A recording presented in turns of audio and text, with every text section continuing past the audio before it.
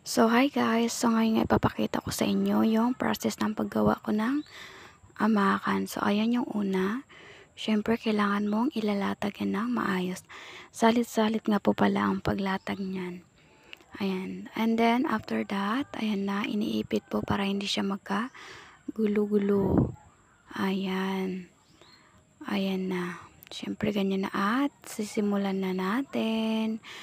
So, ayan. Kailangan po, alam nyo na yung pattern.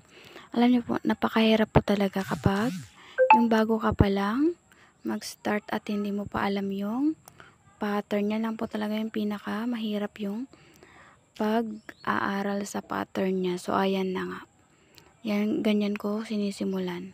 Siyempre, kailangan pantay, inaayos ng bawat gilid. Dapat hindi siya lumampas at hindi kulang. Dapat saktong-sakto siya sa plywood para hindi magka-ano kapag cutting na tayo. So, ayan nga yung lock niya.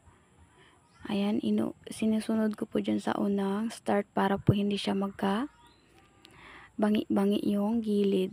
Ayan, yan po yung sekreto para hindi siya magbangi-bangi yung gilid. Ganyan, ganyan po yung ginagawa namin. So, ayan na, nakalahati ko na nga.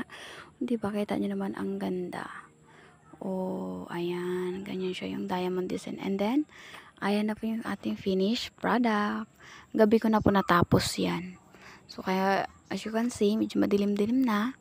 Alas 4 ko po siya ging simulan at mga 8 ko na siguro natapos kasi nga hindi tuloy